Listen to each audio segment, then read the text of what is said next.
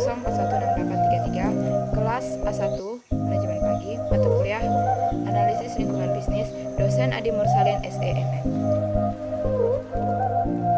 Di sini saya akan menjawab pertanyaan diskusi. Soal yang pertama, bagaimana dukungan manajemen atas keseimbangan kehidupan kerja karyawan membantu keuntungan perusahaan? Jawabannya yang pertama, tentukan target yang realistis. Yang kedua, izinkan terjadi crossover antara dunia kerja dan personal. Yang ketiga, membuat kolektif scheduling. Yang keempat, kenali kehidupan karyawan di luar dunia kerja. Soal nomor 2, apa yang dapat dipelajari organisasi lain dari blok HNR dalam hal menawarkan fasilitas karyawan yang mendorong waktu pribadi untuk bekerja bahkan selama musim pajak sibuk?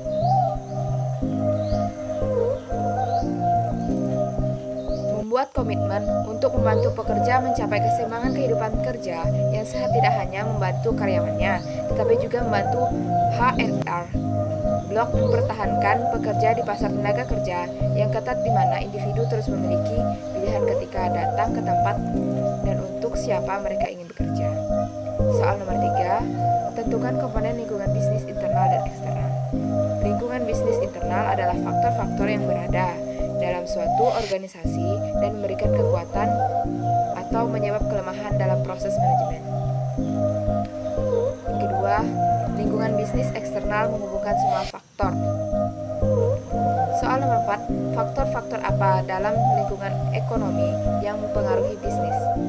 7 faktor utama yang mempengaruhi bisnis yaitu: yang pertama faktor demografis, yang kedua faktor ekonomi, yang ketiga faktor sosial, yang keempat faktor politik, yang kelima faktor teknologi, yang keenam faktor global, dan yang ketujuh faktor alam. Soal nomor 5, mengapa pergeseran demografi dan perkembangan teknologi menciptakan tantangan dan peluang baru untuk bisnis?